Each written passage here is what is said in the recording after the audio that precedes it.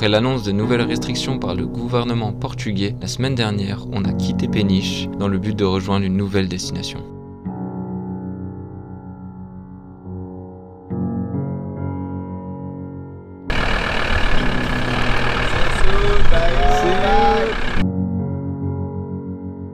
Bon, du coup on se retrouve à deux avec Tom sur le spot et ensuite on verra comment se profile le confinement, mais je pense que du coup on va rester sur ce spot à Ericeira et après on verra comment les choses évoluent, voir si on bouge ou pas, mais pour l'instant on va rester sur ce spot pendant 2 jours.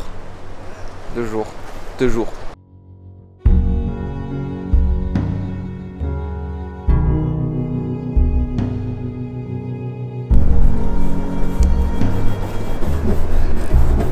Avec Juice, ma cousine. Et voilà, la propagande continue. Pour se remonter le moral, on a décidé de se faire un bon petit repas.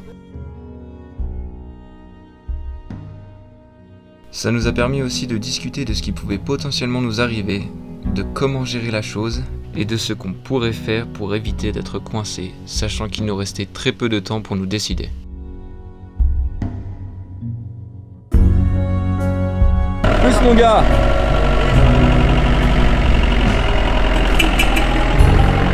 Après ça, Tom a décidé de partir vers une autre destination. Quant à moi, j'ai profité des heures qu'il me restait pour pouvoir faire un peu de ménage dans la 206 mobile. Parce que si tu te rappelles bien, la semaine dernière, j'avais fait quelques bêtises. En gros, j'avais acheté des snacks à la cannelle. En gros, des cornflakes à la cannelle.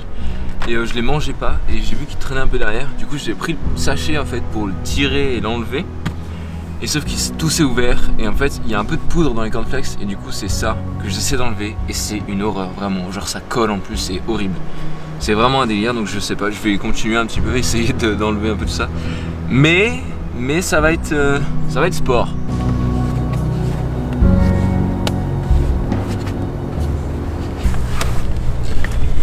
Et le truc aussi c'est que j'ai du sable un peu de partout. Vu qu'on était à la mer ces derniers jours, et je croule sous le sable. J'essaie d'en enlever un petit peu, je demande des balayettes par-ci par-là. Mais sur le bas, c'est un peu des poils et du coup ça prend tous les trucs, c'est super dur à enlever. Donc c'est une bonne partie de plaisir en vrai.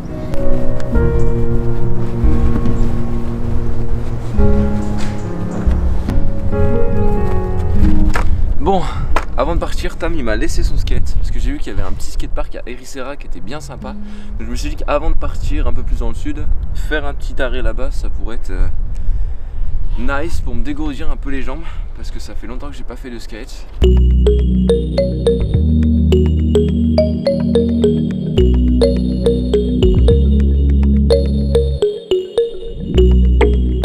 Pour être honnête, j'ai plus admiré l'endroit qui était bien stylé que fait du skate.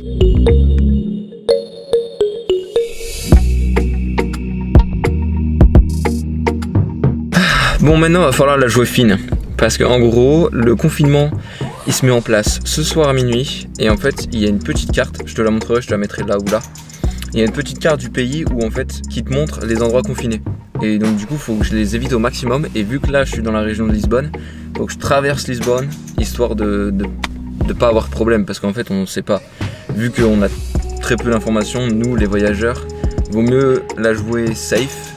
Donc c'est pour ça, là je vais faire pas mal de routes histoire de traverser tout ça, me trouver un petit spot tranquille.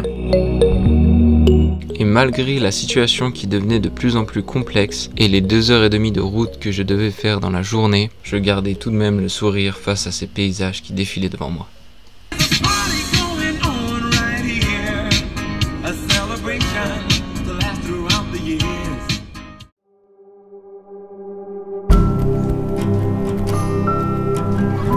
Bon, du coup hier je m'étais dit ouais je vais me trouver un spot, donc le spot de ce soir en fait un peu plus dans les terres, histoire de changer un peu de la mer parce qu'il y avait vachement de vent à la mer, donc du coup je me suis dit que ce serait un peu mieux dans les terres, mais sauf qu'en fait les températures sont beaucoup plus basses. Donc je vais peut-être aller retrouver la mer. Et heureusement du coup la ferme où je dois aller là, je vais y aller aujourd'hui et la ferme elle se trouve un petit peu à côté de la mer, donc je pense que les températures se réchaufferont un peu et ça fera plaisir.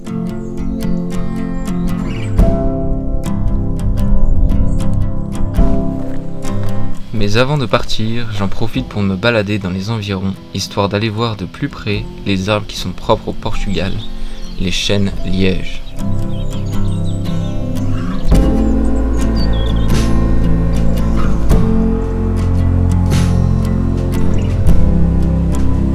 Ce qui est chouette aussi au Portugal, c'est que tu n'es jamais très loin de la mer.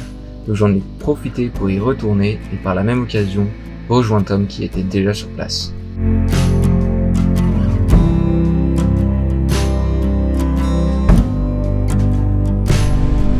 Comme tu sais, être en voiture quand il pleut, c'est pas la meilleure des choses. Donc heureusement, Tom était là et il y avait un peu de place pour nous deux. Donc j'en ai profité pour prendre le thé chez lui avant de partir à la découverte d'une petite ville de la côte qui se nomme Vila Nova des Mille Fontes.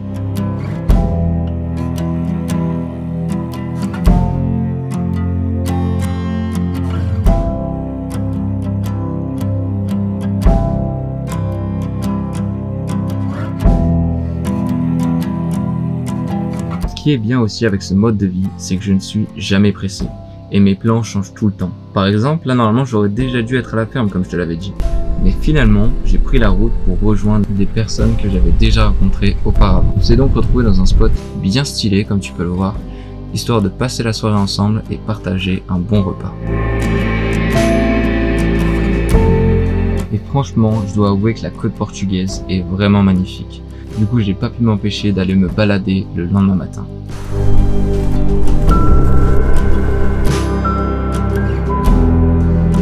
Après ça, j'avais vraiment besoin de me doucher et de pouvoir avoir un peu d'électricité. Du coup, j'ai pris la route direction la ferme. Bon, j'ai décidé de m'arrêter parce que j'avais vraiment très faim. Et en même temps, je voulais te montrer un peu ce qu'était devenu le pied du lit que j'avais pété en Espagne.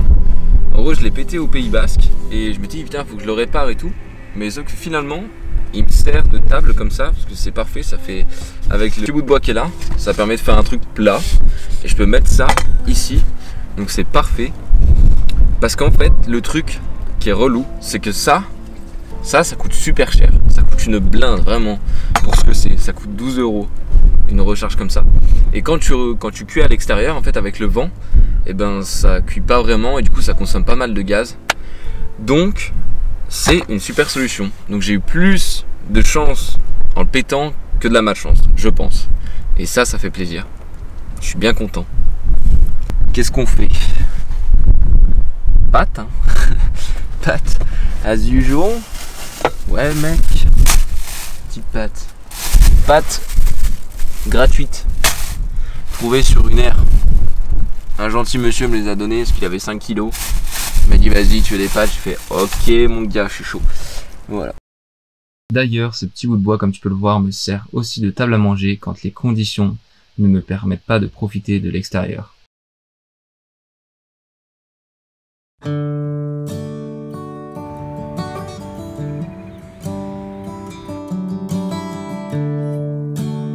Après ces quelques petits jours de vadrouille, me voilà enfin arrivé à la Quinta do Rossi.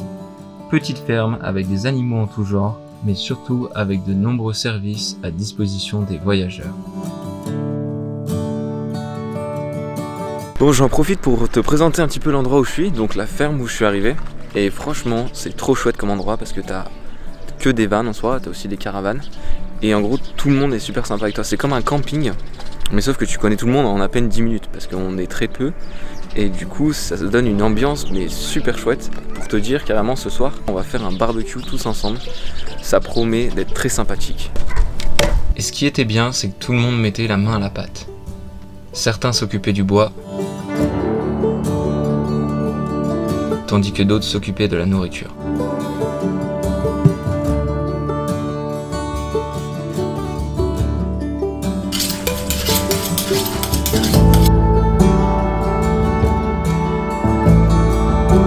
Parlant de nourriture, laisse-moi te présenter Sam. Sam, c'est un Suisse qui vit dans ce magnifique trafic aux cornes atypiques. Et en vrai, c'est tout comme le personnage, parce qu'en soi, il a préféré transporter cet énorme chaudron dans son véhicule plutôt que sa moto. Et c'est là que tu te rends compte l'amour qu'il porte à la cuisine. Et après la préparation, il était temps d'allumer un bon feu, histoire de cuisiner ces mets délicieux.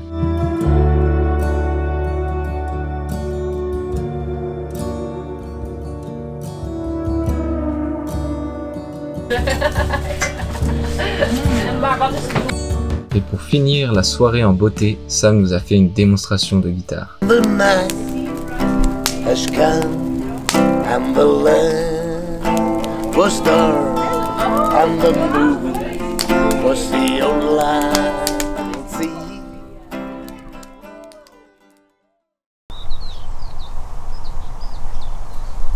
Ce matin, Diogo, le propriétaire de la ferme où je suis là en ce moment, il voulait absolument montrer comment il faisait pour réutiliser les bouteilles en plastique. Parce qu'en fait, ils ont des bouteilles en plastique pour avoir de l'eau, mais ensuite après, elles ont encore plusieurs vies après ça. Et du coup, je trouvais ça super intéressant.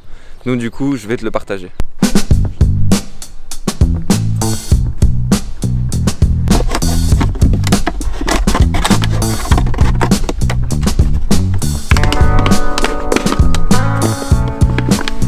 Alors dans un premier temps, Diogo utilise le bas de la bouteille pour faire un pot, histoire d'y ajouter du compost fait maison et de la bonne terre du pays, dans l'optique de faire pousser les arbres. Puis dans un second temps, il utilise le haut de la bouteille pour planter des fruits ou des légumes.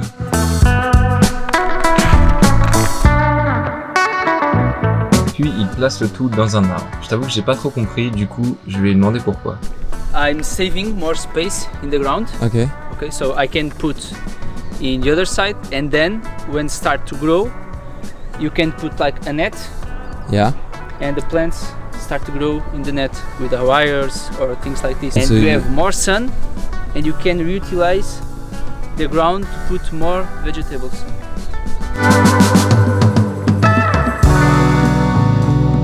Il utilise aussi les bouteilles comme protection contre le vent pour les jeunes arbres qu'il vient de planter.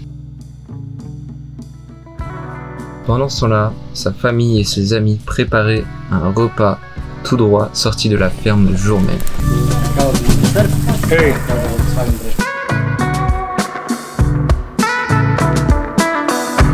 On vient de finir ce magnifique repas et franchement c'était un plaisir pour les papis. Et en même temps je voulais dire aussi qu'à la base je voulais rester que 2 jours ici, juste pour travailler, prendre un petit peu d'électricité, me laver. Mais finalement en fait l'ambiance ici est tellement bien que ça fait 4-5 jours que je suis là.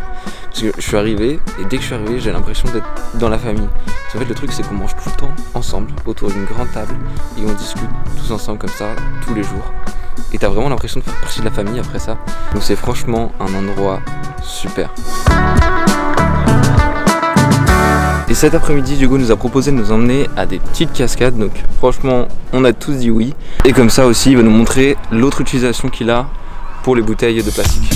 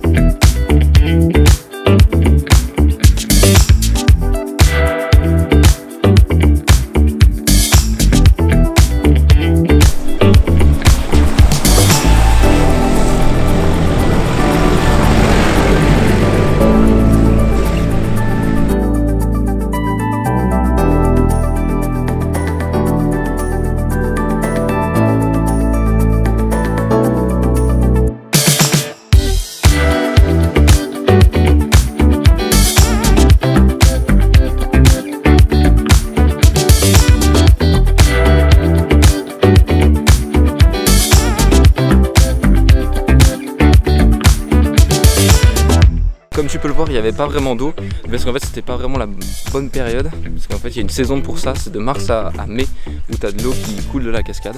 Mais cela n'empêche que c'était un endroit super stylé à voir. Du coup, après ce petit tour, on va maintenant aller remplir les bouteilles histoire d'avoir un peu d'eau pour le ramener à la ferme.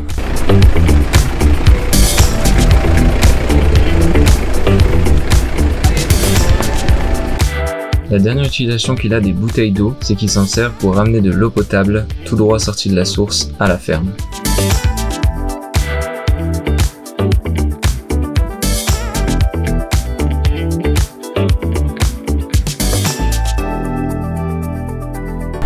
Et pour revenir à cette histoire de confinement, comme tu peux le voir, il n'est pas très actif ici. En fait, c'est plus dans les grandes villes où il opère. Et encore pour les touristes, c'est vraiment entre guillemets, parce que j'ai croisé plein de touristes qui disaient que ça allait, c'était tranquille. Donc, je suis plutôt chanceux et finalement il n'y avait pas trop de stress à avoir par rapport à ça. Mais vu que j'étais pas sûr, sur le moment c'était un peu compliqué. Donc voilà, en soi j'ai une vie tout à fait normale. Il y a juste du coup le port du masque. Et dans les villes aussi, il y a le couvre-feu. Mais sinon à part ça, il n'y a rien de bien grave. Je peux continuer de vivre tranquillement. Donc ça c'est vraiment très chouette. Du coup on va se laisser là pour aujourd'hui. J'espère que ça t'a plu. Si c'est le cas, n'hésite pas à me le faire savoir. Et sur ce, je te dis à la semaine prochaine. La bise. Tu peux liker, partager et t'abonner.